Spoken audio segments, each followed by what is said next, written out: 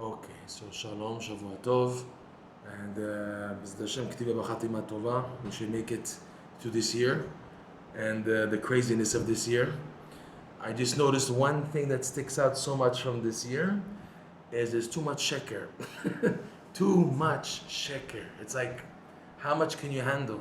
How much can you handle from people and their hashkafot, and especially what happened since October 7th, and it just the sheker is like so strong.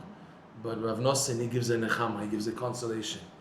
He says there's a pasuk, Sfat emet tikon la'ad, va'ad argia lashon shaker. So that means the speech of truth will be forever established. Sfat emet tikon la'ad, va'ad argia, until it will calm down, liraga, the speech of sheker, of falsehood. What in the world does this verse mean? So Noson says that the sheker, the falsehood, doesn't stop working until it's conquered the entire world. The goal of sheker is to get the whole world off. And it's not nirga, it's not calming down until it reaches the end. So now what happens is when there's too much sheker, that's when it falls. Like Rashi gives the rule. Rashi brings the rule in Parshat Shlach by the Miraglim. Rashi says a rule, for sheker to be accepted, it has to have some emet, some truth. Kol sheker she'ein ba emet, eina mitkayemet. Any sheker that doesn't have a bit of truth cannot be accepted. So the way sheker gets people to convince is it convinces, oh, it's okay, it's not so bad, and it's not such a wrong hashkafa. It's okay to be gay. It's okay. The Torah. I'm just saying how people give their hashkafas, and they say it's okay, it's all right. There's leeway in this and this and that. So that's how sheker convinces people. So now Rashi gives a rule, and Rabbi Nachman builds on this in his book Sichot Aram, that in order for sheker to fall, it has to become 100% sheker. But the sheker doesn't know that. The sheker wants to just to get people. So ve'ad argia, when the sheker is about to be 100%, it's like 99% taking over the world. There's 1% left. That's when the emet comes out. Sfat emet tikon la'ad. Because there's a rule that people, how do they do sheker? They convince themselves that the sheker they're doing makes sense, that it's emet, and that's how they get to do it. But when it's so clear that it's sheker, that no one wants to do wrong. No one wants to do bad. The thing is, they convince themselves that it's not so bad, it's not that bad, okay? How did the Germans, Yimach Shemam, the Nazis, how did they kill so many Jews? Because they were convinced by Hitler that we have to do this. This is proper. We have to cleanse the nation, cleanse our people, cleanse and this and that. And it got to people. And you convince, you can take a sheker, dress it up in an emet argument, and that's how you win. Lawyers in courts, how do they win? They try to show that even the guy who's really guilty, but a good lawyer could take someone who's the worst person in the world, and he knows his tactics to go around to show, it's okay, it's emet, it's all right, there's nothing wrong here, okay? So when the sheker is too much, and there's no more emet to hide behind, that's when the sheker falls. It's like, for example, hiding behind a tree. You have sheker hiding behind a tree of emet, but you keep on slicing the tree until it's like a toothpick. You can't hide, the sheker can't hide behind anymore the toothpick. And that's when it falls. Because people can't be convinced, they convince themselves that the bad they're doing is okay.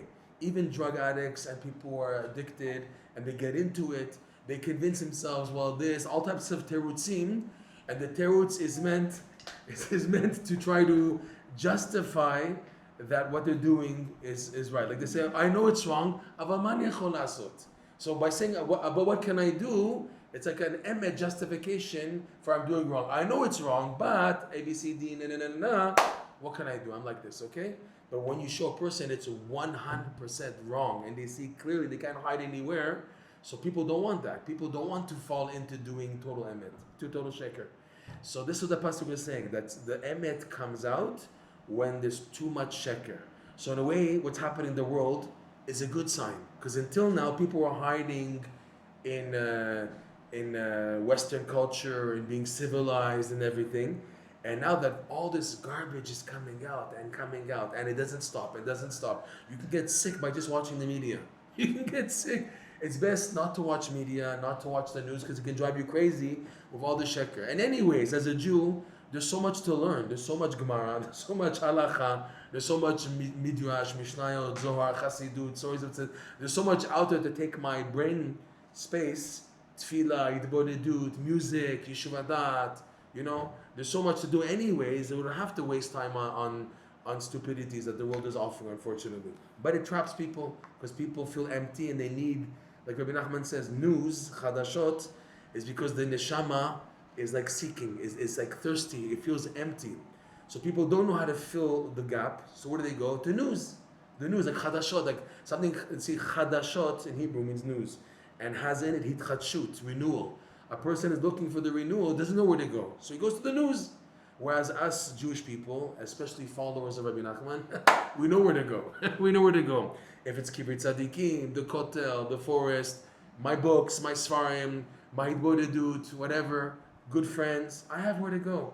But the world, they don't have that, so they get lost, and it's all planned, obviously, the people controlling the media and this and that. It's just to get people to brainwashed into their way of hashkafa, and fortunate is the person who doesn't fall into the trap, okay?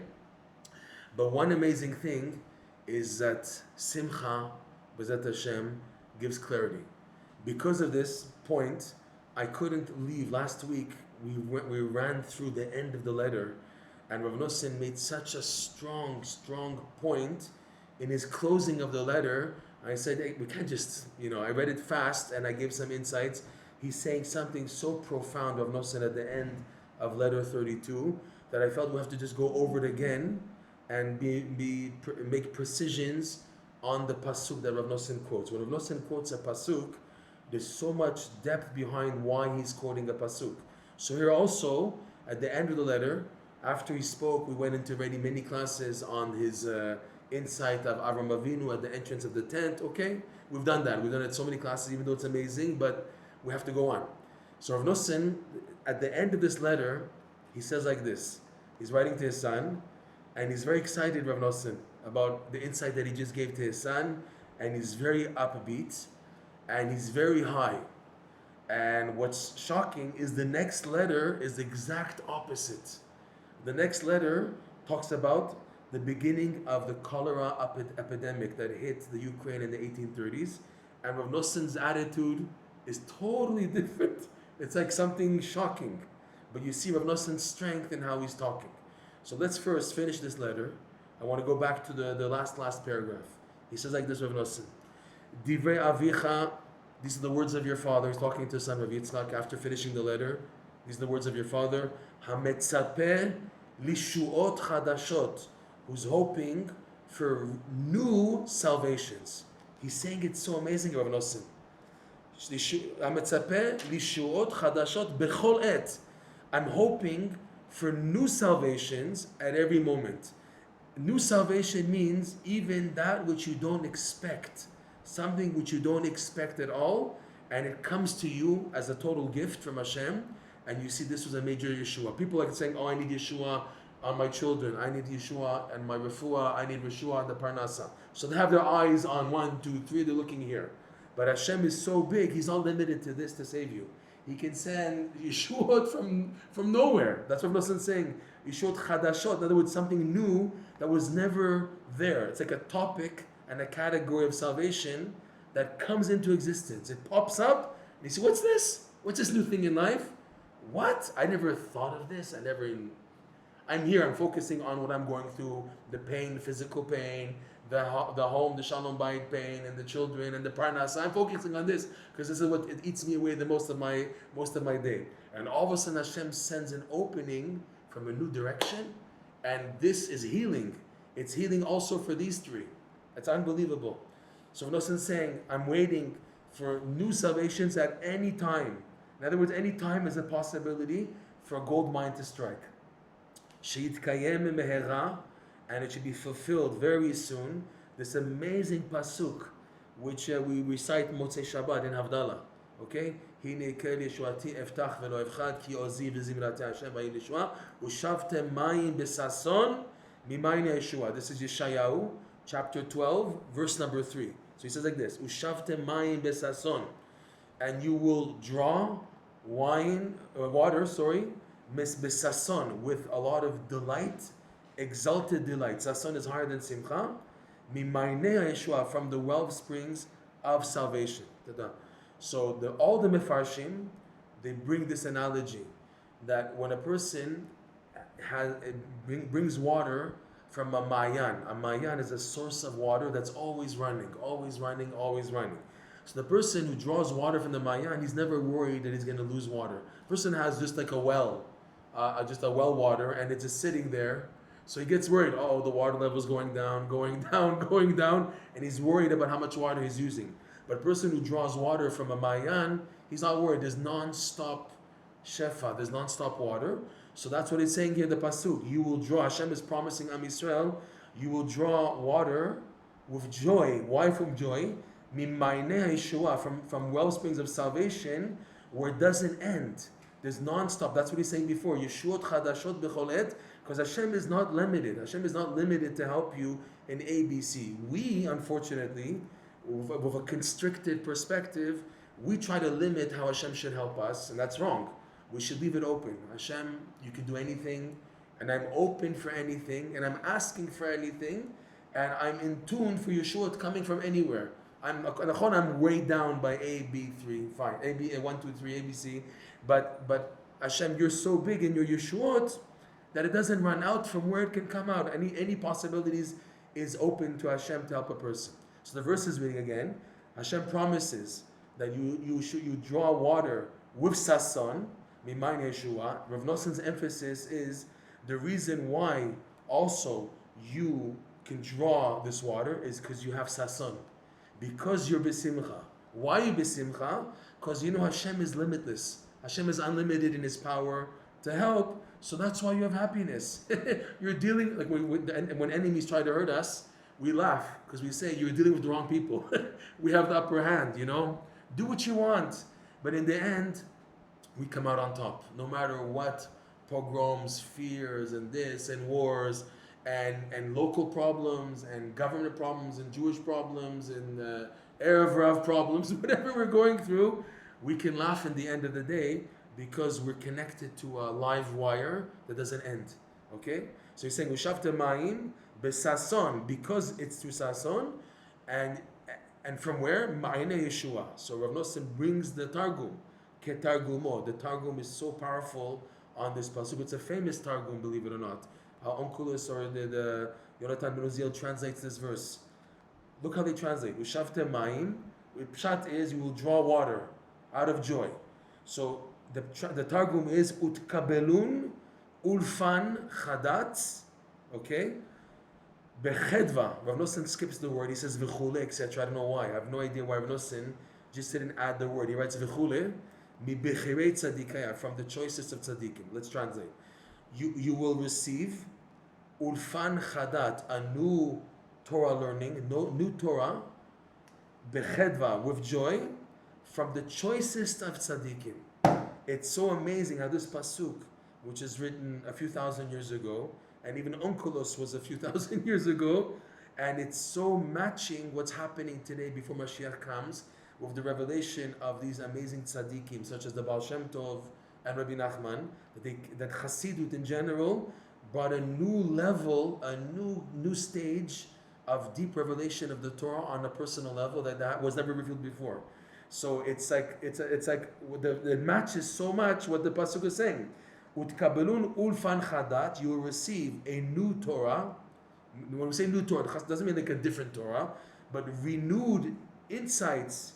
Ulfan, a new teaching, new guidelines in the Torah, but new guidelines on how to fulfill it. The same Torah, not the Chas Shalom, change it. Because of the joy, mi bechirei tzaddikaya, from the choices of tzaddikim, we're able to tap in to newer insights of the Torah, and thus heal a person. So Rav Noson is also saying something amazing, and he mentions this a lot in his teachings, that believe it or not, the greatest healing in the world is when you have a new revelation of Torah. A person can be going through such miserable and day-to-day grind, and he's down, and he's depressed, and this. But when he gets a new Torah insight that brings him life, it changes everything. All of a sudden is shining. There's no more pain here. There's no more this. Everything is now smiling because the Torah, especially the Torah of the tzaddikim, is on such a high level that automatically it influences anything underneath it. So all the tzimtzumim, all the constrictions that a person's going through in their daily life, if now you can or deal with them individually, or go to a higher level, which is the Torah, and having a new insight in the Torah, which shines light, it shines meaning, it shines hope. All this is simcha. So automatically, this is the refuah needed anyways for A, B, C, D, E, F, all the things I'm going through in life. Anyways, this is the healing. So I went to a higher source, Torah, and the Torah gives me, I got a new insight in the Torah that's now giving me a drive, giving me a push. Oh my, I'm on a roll now. And this now has an influence on the parnasa, on the children, on the house, on the health, everything. Because like Rabbi Nachman says, he says clearly in the Kutim 1, part 2, lesson 24, that the main healing is simcha. The main sickness in the world is depression. The reason why people are sick, all types of crazy sicknesses. The hospitals, they don't run out of new names and maladies. There's always new sickness. Oh, he has this. Yeah, you say, what's that? You hear these new terms? He has biokinesis, kinetic, all these funny words, you can't even pronounce them. And I never heard that before. Yeah, it's this and that and that. It's like a type of mono and a type of thyroid. And then you begin to crack up, so many sicknesses. Why? Because people are so crazy in their sickness. So automatically it affects the liver, affects the heart, affects everything, and the body's upside down. So of course there's going to be sicknesses and even new ones. Because the depth people are reaching in their sadness and depression, which is beyond what was existing 200 years ago, 300 years ago. So all types of new maladies. So to match them though, Rabbi Nachman says simcha.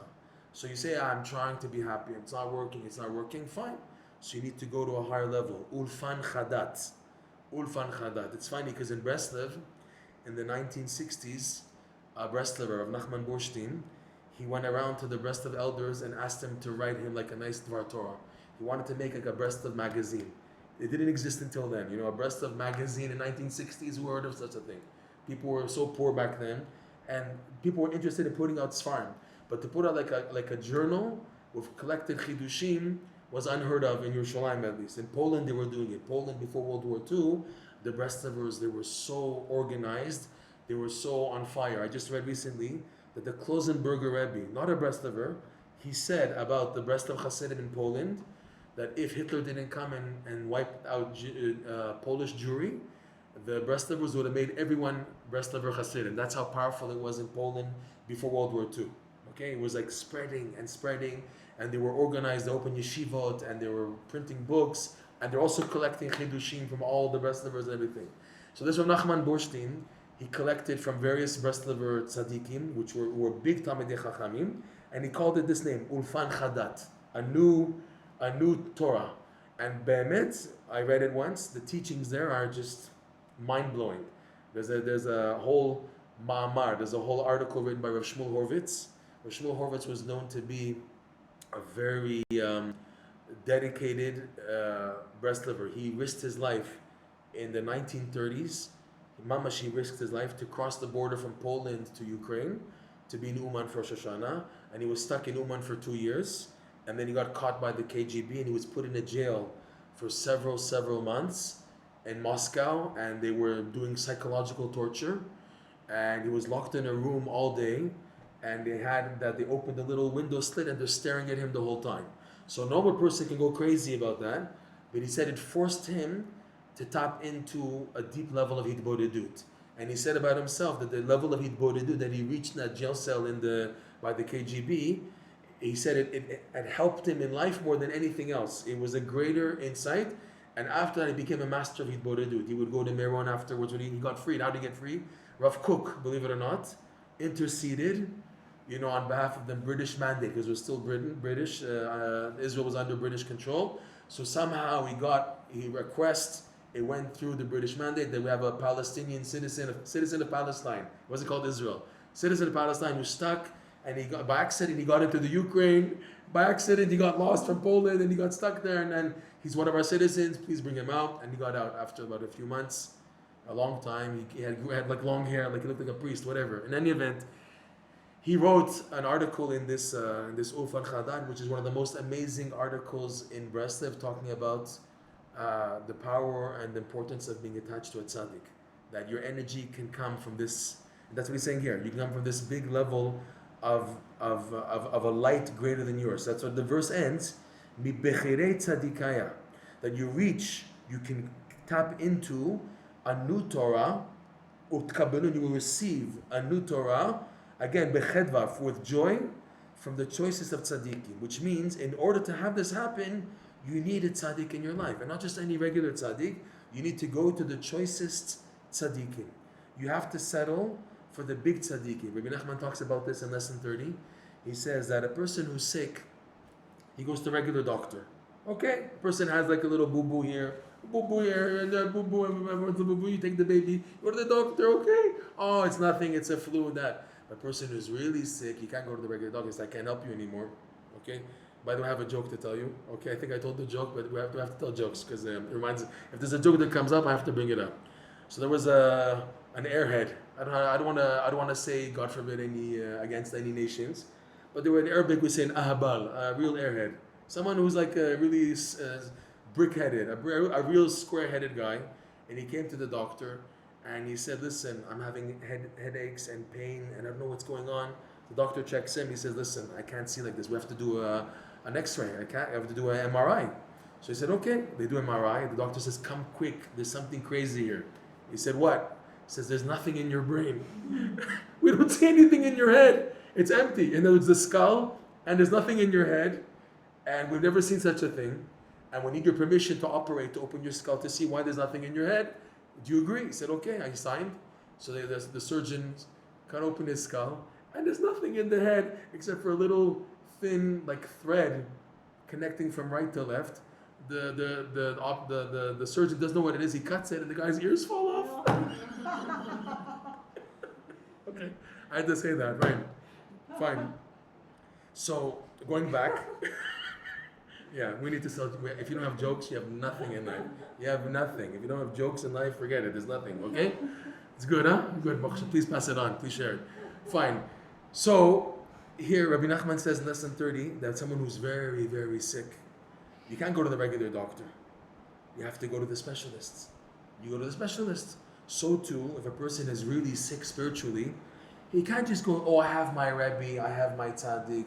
You know, yesterday, I was coming home from shul, and I hate it when people are not Breslov, and they ask me, oh, you have your tickets? So you're going? You're going to Uman? I hate it, you know? You don't care, so why are you asking? You don't go. So I throw the question, I said, the question is not if I'm going. The question is if you're going. I throw it back to them, because, you know, it's like, on one hand, oh, but they're interested. Yeah, but if you're not planning to go, yeah, so shut up. Don't ask.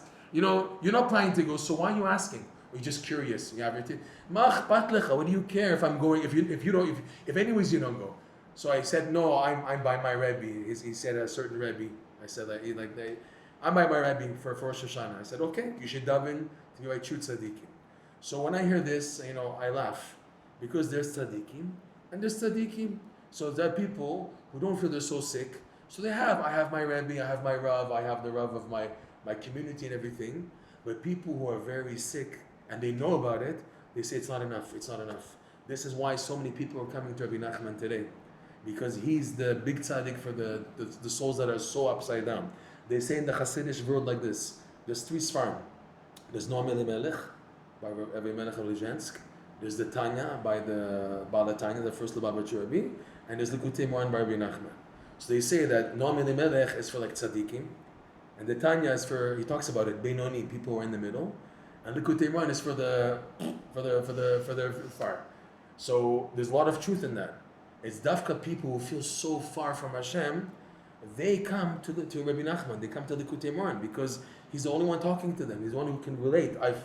Thank you. I finally found someone who can relate to what I'm going through in my life. I have all these challenges. This rabbi says, yeah, say Perek Shir, it'll be okay. Say this, do that, do 40 days, Hafresh Chala. You hear all these things, fine and dandy, and you still feel empty.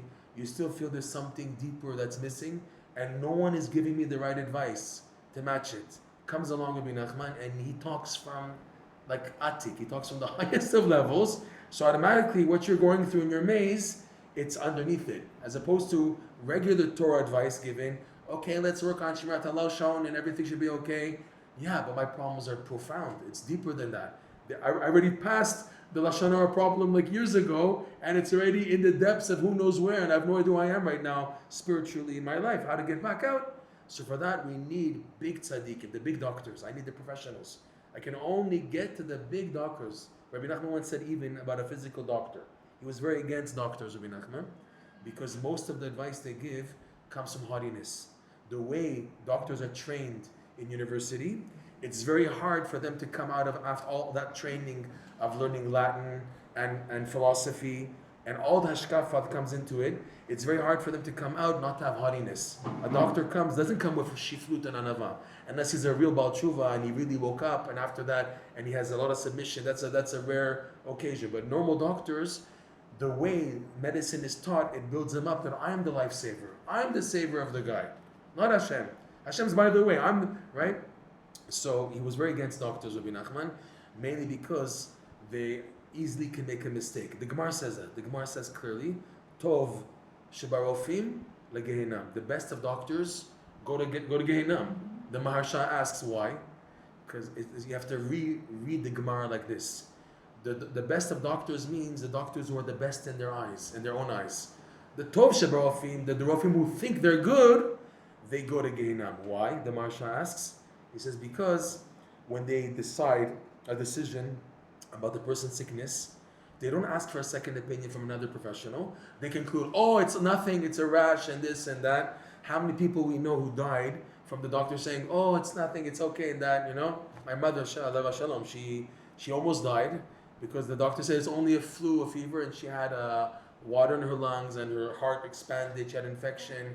And by miracle, she was in a coma and she came out. Baruch Hashem was also about my mom. Now she came out and she told us what she saw afterwards. It was a big thing, Baruch Hashem. One day we'll go into this on a different angle. But the doctors, they have a lot of gaiva. So Ibn Nachman said though, if you're already going to a doctor, make sure you go to the very best. In other words, you go to a real professional. You don't go to a regular doctor. All the doctors, anyways, they have. So you think the higher doctors have more gaiva, but the thing is, he's good in his profession, in a sense, so you go to the best doctors. So here too, by spiritually, you have to choose bechirei tzaddikaya. Because if you don't have the choicest tzaddikim, you won't get ulpan chadat. Ulpan chadat, a new Torah, will only come from the bechirei tzaddikaya. The other tzaddikim, they take what's available, they give you a class in Gemara, they give you explanations on the Midrash, they collect and everything. Okay, it's nice, you have a nice parsha sheet, you have nice insights. That's good for someone who likes status quo. But a person who needs Yeshuot, and he desperately needs Yeshuot, and he's open to any Yeshuot, it's not limited, he doesn't limit Hashem, he's looking for that unlimitedness of Hashem, so he can only find it by Bechirei Tzaddikai. He has to look for the best tzaddikim possible, who have this ability to shine Ulfan Chadat, this new Torah insight, to give a revitalization to the person that shines in every area of life. And again, it's bechedva. Reb Noson again, I have this question, why is it v'chula, why is it etc.? It's only one word, and Reb Noson skipped it for some reason in writing to his son. Maybe it's a printing error, I don't know. But he could have written, and the whole goal is the word sason. Shavta mayim besason. With simcha, you draw because you're drawing from a mayan, a Yeshua does it like the analogy the Mefarshim bring. It's a mayan doesn't end, so too the choicest tzaddikim are able to tap in the endless light hidden in the Torah. The Torah is not limited. It's sad. You go to regular shuls and everything's dry. We're reading the parsha, okay. People don't care about what's in the parsha because they have no connection to it. What do you want? It's not their fault. We need tzaddikim to take the parsha and then open it up and show them. Like the Baal Shem Tov was able to what's the word? I'm trying to remember, what was it?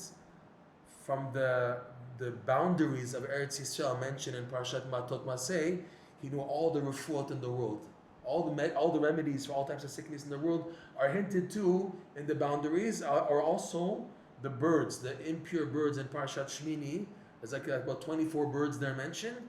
So they were able to, he was able to show where the refuot are headed. That's what we need. We need tzaddikim who could take something pshat and show you it's not pshat. I'll show you now something unbelievable and how it's dressed into that. I need that. I'm looking for that. I'm looking for depth. Okay, so that's Becheret Tzeddikai. Reb Noson is saying this is how you get it from being B'Simcha Noson B'Breslov, and then he added a PS, if you remember. Kvod avi nero yair etzli miyom aleph hayom. My honorable father, may his light shine. Reb Noson's father, his name was Naftali Ertz, is by me already since Sunday. Right? Ad hayom. That means this letter was written on Wednesday. Okay? Now Reb Noson is mentioning this also, and he's saying, one second, Hashem yitbarach yizakenu lekayem kibud be'emet karaui ubesimcha gdola. Hashem yitbarach should give me the merit to fulfill this mitzvah of respecting my father properly and with a lot of simcha. For Reb Noson, he went through a lot of difficulties with his father. When he became a Breslover, when he became a chassid, his father was very upset because he came from a family of misnagdim, of people who were opposed to chassidut. And when he became a Breslover, his father was even more upset. He kicked him out of the house. He suggested that his wife divorce him. The whole reason why he didn't divorce is because Reb Noson's father-in-law, Rav David Tzvi Orbach, he was called Rav David Tzvi Hagadol. He was one of the biggest halachic codifiers in the Ukraine, in the world at the time, but especially in the Ukraine. And his importance was learning Torah. So he asked his daughter, when the Naftali Hertz suggested a divorce, so he asked his daughter, tell me, does he still learn Torah? And she says, what can I tell you? He's learning more than before. Since he became a Breslover, he's learning more Torah. So he said, if he's learning Torah, then don't divorce him. He said, and you have to, and she says, what about Parnasa? He said, you have to support him, even if it means you take a sack of salt to sell salt on the street. He says that, and she respected that because she grew up in a house where her father was a Talmid Chacham. She grew up in a house where Torah study was considered the priority. So she understood that and she accepted it. Okay, and he said afterwards, even though he was very against the Hasidim, Rav David Tzvi Orbach, he was also misnagdish. It was a whole story about him that once he tried to get close to the Hasidim, but he backed off because he saw that the Hasidic groups had conflicts amongst each other. The followers of Rav Levi Tzaka Berdichev were speaking against the Rav Michael of Zlotchov, and the followers of Michael of Zlotchov were speaking against the Berdichever. And he said, these guys speak against them, they speak against them, they're all right. And he said he began to oppose all of them. And he gave a Mussar Shmuz every day in his house against Hasidut. So for him to say, a Rebbe who infuses Torah study, one must respect. He had a respect for Rabbi Nachman because his son-in-law was learning more Torah. Because at that time, the Hasidim were known for davening more and learning Torah less, and the Misnagdim were known for learning more and davening less. And Rabbi Nachman said, I want to join both. I say daven and learn and daven, to make an emphasis on davening and on Torah study. That was unique at the time. It wasn't existent. The Hasidim were known, they didn't know halacha that well. They were into davening and simcha, like you see Fiddler on the Roof, or in French, Rabbi Jacob, all these movies. The impersonation you get of Hasidim is like very surface level, superficial, just simple emunah and no depth. And when you hear a Hasidic shmuz, it's to give them a spiritual high, but that's it. There's no Gemara, no halacha. And Rabbi Nachman said we have to combine everything together. Torah study strong and davening strong. So he was impressed, Rav David Tzvi Orbach, about this happening to his son-in-law. One thing Rav Noson mentioned that about his father-in-law, that he lost out big time. And Rabbi Nachman speaks about it. Rabbi Nachman says in lesson number 5 that when you see machloket between tzaddikim, if you see strife between tzaddikim, he says, stop, be careful. The whole reason why you're seeing the strife is because of you. You're the problem, not them. If you see strife between tzaddikim, it's not, he's right, he's wrong, I'm on his side, I'm against them. That's the test. People who fall into the test, they lose out totally afterwards. As opposed to what? As opposed to saying, one second, if I'm seeing this, Hashem is trying to tell me something. I'm the problem. If I'm seeing machloket, I'm the problem. Reb Noson said about his father-in-law, as great as he was, he lost out on seeing the light of the Hasidic tzaddikim. He was a great Talmid Chacham. He was mamash, totally detached and in the world of Ruchniut and everything. but he still did not have the zchut of seeing the light of the Hasidic rabbis because it's machlokin. Okay, I went off a lot, but Reb Noson, he lost out a lot from kibud horim on those years that his father was opposed to him. Eventually, when they saw the greatness of Reb Noson and how he held strong and he flourished, eventually his father came to terms with him and his father began to respect his son. So you see that he's coming to visit him. So Reb Noson felt a need to make up for all those years that he couldn't do kibud horim properly, that now has a golden opportunity to make up for it. So that's what he's saying. He's stressing this point. My father's here, and I should be zochet to do this mitzvah properly, karaui. And the point he wants to make also, b'simcha gdola, for a lot of simcha b'ezrat Hashem. Okay, finally, let's continue now. We're starting a new letter. This letter is written in Parshat Vayishlach. So this means the last letter was written in Chayei Sarah. So between Chayei Sarah and Vayishlach, you have what? You have a few weeks there. You have after Chayei Sarah, you have Toldot. After Toldot, you have not Vayeshev, Vayeshev, and then Vayishlach. So 2.5 weeks passed since Reb Noson, wrote a letter to his son. And why? Because of the cholera epidemic. They say the word, we said this once, that cholera comes from Hebrew. Choli ra. A bad sickness, a bad malady. It's not like an English term, cholera, he has cholera. It comes from Hebrew. That's what they say. Choli ra. A bad machala. It hit bad. Cholera, we can relate a little, what we went with corona. It affects, I don't remember exactly. I think it affects the respiratory system also, cholera. And it made a person die within 24 hours. That's how bad it was. It was a serious plague. So the epidemic hit in these weeks between Parshat Chayei Sarah and Vayishlach. So Reb Noson now is writing a first letter that we have from Reb Noson writing to his son after the rumors spread, and because an epidemic didn't hit for years, so people didn't know if it's true. And again, it was before internet, before movies, before pictures. So everything worked by word of mouth, rumor. People came from one city to another city for the market day with wagons and horses, and they say, you heard this and this and that, what's the latest news in that city? So word began to spread, and people said, it's nothing, people are just sick, they'll get over it. So people didn't know how to take it, and Reb Noson included. So writes like this, Reb Noson. B'ezrat Hashem Yitbarach, Yom Gimel, Vayishlach Taktzah. So this is Tuesday, Vayishlach, 1830. Shalom la'ovi b'nich arabani Moreinu Harav Yitzchak Nero Yair. Shalom, peace to my beloved son. He speaks in such high terms to his son Rabani, our teacher Moreinu Harav. He's calling his son Moreinu Harav. Yitzchak Nero Yair, may his light shine. Michtavcha kibalti b'yom chamishi. So I received your letter on Thursday from Parashat Vayeshev. V'techef b'yom vav baboker hashkem. Ratziti lishtoach agala avrucha. Okay? And immediately on Friday morning, early in the morning, I wanted to send a wagon for you to bring you here because of the rumor of the epidemic that hit his son's city. His son lived in Tulchin. Tulchin is literally about an hour and a half, or even by wagon, maybe 2.5 hours from Breslov. That's it. 2.5 hours from Breslov.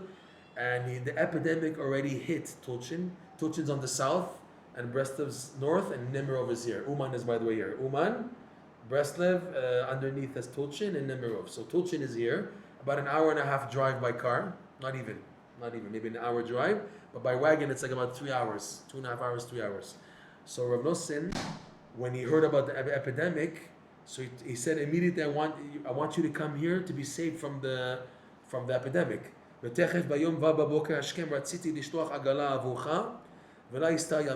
it didn't work out to find a wagon driver to bring you. And he says also another reason why he wasn't so sure to bring him. Gam hayiti mitrashel ktsat bechamat shelo silku az hanikratin. Nikratin is something scary. Chotfei hayaladim latzava.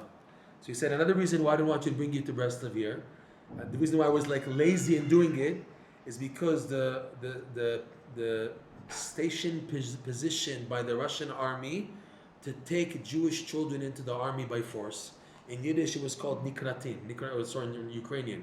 Nikratin was the term used for those camps that would go around looking for Jewish children and to bring them by force into the conscription in the Russian army from age 7, 8, 9, 10, 11, 12. So when they would come to like a village, a shtetl, the Jewish families would hide their kids in the forest so that the soldiers wouldn't go finding them. The soldiers went from house to house, knocking, looking for boys who were at the age, already young age even, to bring them in and to make them stay at least 25 years. This was a plan by the secular Jews and the Russian government to squeeze the Jews from their Yiddishkeit, to make them assimilate already from a young age. The best way to do it, get them into the army when they're still young and they can't learn Torah, and then after 25 years they end up like a goy, the head of a goy with nothing. Many kids fell, but many other kids held on and they even died, suffering, starvation, not to eat pork for weeks. They gave them pork every meal, eat. Some children didn't give in and they died. And they also locked them into dark rooms and they tortured them, hanging them upside down until they would break. Many broke, but many didn't break. Okay? And Baruch Hashem, the decree after maybe 20 years stopped, maybe less. It didn't go on so long, thank God, but it went on enough to cause major damage. It caused a lot of damage to many Jewish kids. So all the Jewish communities were scared, panicking when the army bases would come. So Breslov, at the time, Reb Noson says, this army camp came, the Nekratin, to come to grab Jewish children. So he said, another reason why Rav Yitzchak, even though he was in his 20s already, he was already a father, he was in his 20s, and technically he's over the age already, but you never know if he's going. You never know if these Ukrainians, they can take anybody, okay? They were still here, the army camp of the Cantonists. That's an English term. Okay? And the fear we had this past week, that when they came, you already heard about it. You definitely heard the fear we had of them trying to grab Jewish kids. Even though even though I know that on you, my son, you're already over the age. There's no fear, Baruch Hashem, of you being conscripted and forced into the army. Nonetheless, it wasn't good for me. I would not be comfortable if you were here at the time when this would happen. So because of that, I'm weighing the epidemic and the army problem. There's the epidemic, and here's the problem with the Cantonists. So he was stuck in a way, Reb Noson, what to do. And in the end, it didn't work out. And he didn't push for it to get a wagon. Achar kach be'erev Shabbat. So this was Friday morning, early Friday morning.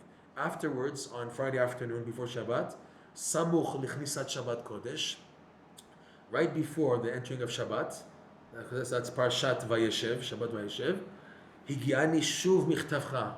He sent a letter on Thursday, and he got another letter right before Shabbat. And he says, V'amadati marid, and I stood shaking, Reb Noson said, because in the second letter, Rav Yitzchak was describing how many people were dying from the epidemic already, and how it was really bad. In a way, it reminds us of the corona. We went through this also. So he said, I stood shaking, Uchvar Kidesh Hayom, but now it's Shabbat, and the day, you can't do anything. Uchvar Kidesh Hayom, so now Shabbat came in, so he couldn't do anything about it. And he says, "V'techef motzei Shabbat shalachti lecha igeret shetavo techef lefo." And immediately after Shabbat, I sent a letter that you should come immediately here. In a way, I'm thinking it's a gift that Shabbat interrupted his decision. Rav Noson also, he passed away on Friday afternoon before Shabbat, and that means that he was buried only Motzei Shabbat. And once Rav Noson said that it's a gift when before burying a person, he can have some moments for Yeshiva Dat. Even though Halacha says, especially in Eretz Yisrael, you shouldn't leave a body out so long. You should bury them as soon as possible. In Yerushalayim, they're very makpid, If someone passes in the middle of the day, they don't wait. They bury him in that day. They don't wait. They don't delay. Okay? And he said, Rav Noson, nonetheless, it's good that a person has that time for Yeshiva Dat. So the breslov said, look at Rav Noson. He passed away right before candle lighting. Halacha is you can't do anything on Shabbat. You have to wait till after Shabbat. He had Rav Noson a whole day of Shabbat to have Yeshiva Dat while he passed away. So this is based on what the Zohar says. The Zohar says Adam HaRishon sinned on Friday, right? And Hashem wanted to kick him out of Gan Eden already on Friday. But it was too late already. It was Shabbat. So the Zohar says, Shabbat agin Alohi. Shabbat protected Adam HaRishon. In other words, he was kicked out only after Shabbat.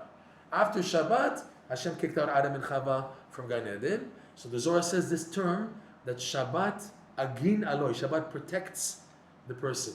Okay, he's protected. So here also, Reb Noson, he's making a point. It was Shabbat, I couldn't do anything, but he had time on Shabbat, not just to worry, but to do the mitzvah Shabbat b'simcha and to give clarity.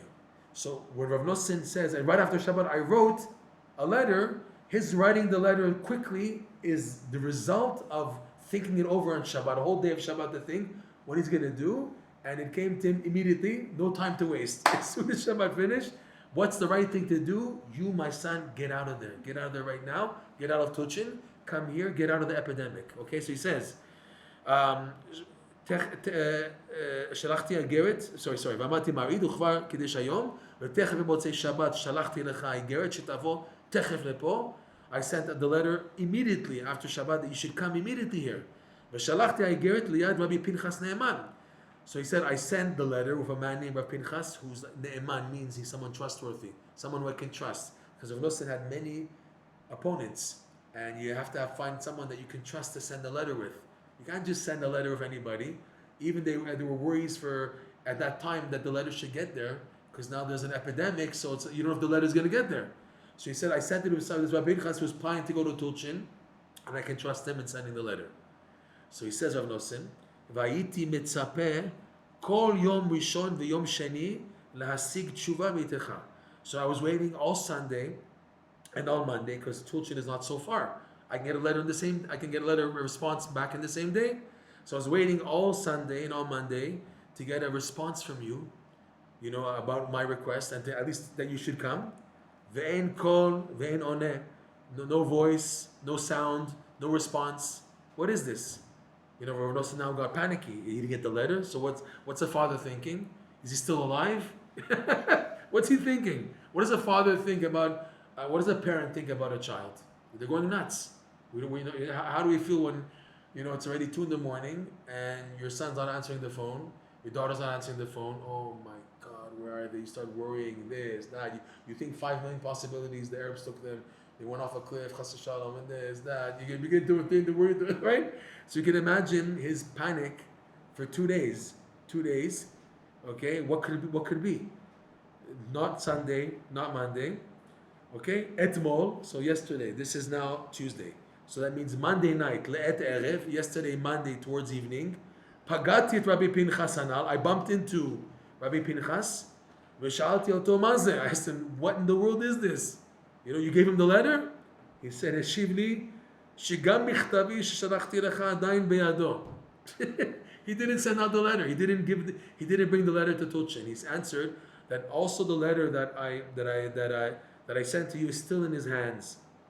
Ki lo shalchu shum igeret b'yom rishon. Because they didn't send any letters out to go to reach the Tulchin on Sunday, probably because of the epidemic. They were scared to get infected. V'nivhalti meod.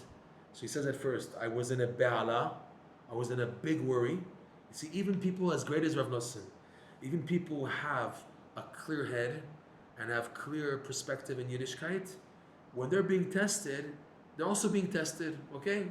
You see Rabbi Nachman's journey to Eretz Yisrael and back, and you see what he was going through, and the katnut, the constricted tests they were going through. If it was in Istanbul, it was on the warship on the way back from Eretz Yisrael. Even the biggest tzaddikim, they can reach a stage that their da'at is taken away. There's behala, there's confusion. Okay, as great as you are, as great as a davener you are, and I have emunah and you study Torah, you can have tests that bring you to panic. It's normal. It's normal. You can't say, but you're such a big Rav, why don't you calm? I'm a human being. I'm a parent. Okay? I'm normal. Okay? It's normal to have behala. But he said right after, look at this. Nivhalti me'od. But look what he did. This is the difference now between this and other people. Normal people, they stay stuck in the trauma. Oh, I've got trauma, I got trauma, I got trauma, I got trauma. They get stuck with the trauma. But look at him. Nivhalti me'od, however, v'ra'iti ki me'et Hashem hayta zot. Immediately, he shifted the gear shift from the panic. He said, but I saw that this is the hand of Hashem. How many people can do that? Can switch from behala and not getting carried away, and then just entering a consolation of pure thought that can calm them down. And I saw that this was from Hashem. Met Hashem haytazot. This was from Hashem. Hashem did this. Okay? I did my best. I sent a letter. I sent this. Nothing. So he said it had to be if that's Met Hashem. This came from Hashem. Okay? In other words, I shouldn't worry. I should have trust in Hashem. If it came from Hashem, so therefore I should have trust in Hashem. Ka'et eini yodea klal latet etzot benafshi. At the moment, Reb Noson is truthful. I don't know at all what advice to give myself. In other words, how to talk to you and what to do also for our city, for the epidemic, if it reaches Breslov also. So he said, at this moment, I don't know at all how to give etzot. It's still in limbo zone. It's still waiting to settle, to have clarity. Kipo, because here in Breslov, yesh chilukei deot harbe ba'inyan hanishma mikeiratchem. Because here in Breslov, there's still difference of opinions, chilukei deot, a lot regarding what's happening in Tulchin. It's not serious, it's going to die down. A few people died, but then we heard rumors that it's going to get better. It's not going to come to Breslov, So when you have people driving you nuts with different opinions, you get stuck.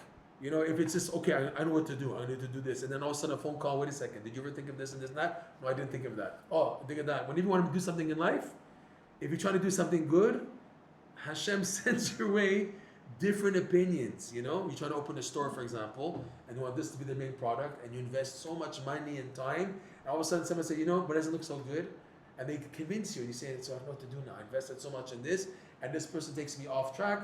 So when you have chilukei deot in anything, it just stalls you, keeps you stalled. It keeps you now prevented from advancing, because that's what they do. Chilukei deot is meant in order to push you to gain clarity.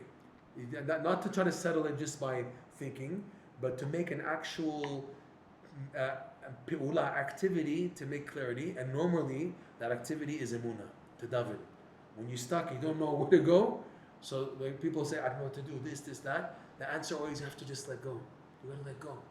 They say also, there's a rule in the Gemara that when you don't know what to do, don't do anything. Sheva al ta'aseh adif. Okay, when you don't know what to do, okay, if this is happening and it's just overwhelming, A, B, C, D, I'm not gonna do anything. Yeah, but what does this? Don't pressure me. You want me to jump in to make a wrong decision? I'm gonna regret the rest of my life. I'm not interested. No, that's how people work. They pressure you, and they pressure you. They force you to make a situation. You feel so pressured, you want to pop sometimes, and it's a test just to calm down and not to do anything. So Reb Noson saying he's very amazing. He's able to maintain his I don't know attitude. I don't know what to say. I can't give eitzot. I can't tell you what to do. It's like people go to a Rav and they want eitzah, and they think the Rav is all knowing. The Rav is really in danger or he says something and he doesn't know what he's talking about, or he gives an advice saying, listen, I can't tell you what to do because I have no idea what's going to be the outcome. I can't give you advice for your business. People are looking for that. People, when they go to get a bracha from a Rav, what are they looking for? They're looking for a quick solution for the solution, for their problem. But one second, this Rav, if he's not really big shoulders, and he says, yes, do this, do that, and it's wrong, he's really in big trouble. And number two, with what people are going through in life, I don't know how any Rav today can give the right advice. The greatest advice you can give to someone is, I'm sorry, my friend, but you gotta work on your emunah and davening. Only Hashem will open the door for you. The most honest answer any Rav can give to anybody, and the most far-reaching is you gotta daven, and let the davening open the door. I had a story this week. I guess maybe we'll I don't know to stop here because it's like this said, the story that happened. There's a couple, converts from Canada. They want to do Aliyah, and the Aliyah office doesn't want to accept their Aliyah so easily. because the conversion of the wife is questionable. They're not sure. It was done in America, but it was done during the Corona, and because of the pressure of the Beit Din, they didn't do it properly, whatever.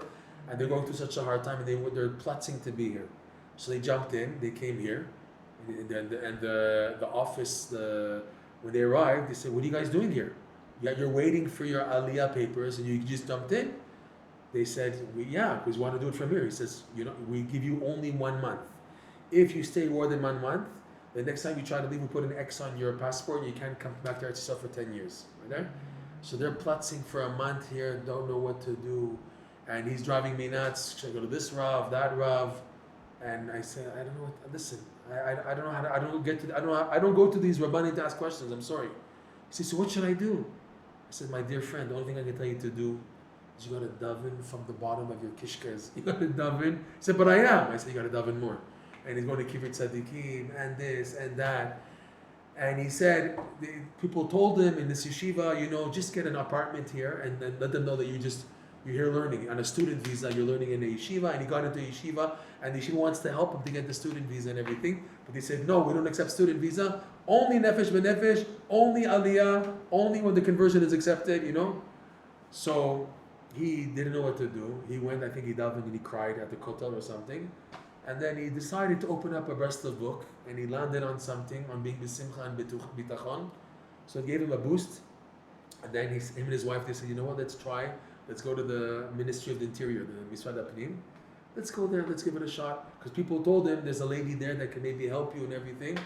So they went, and it was the lady who told them initially, no.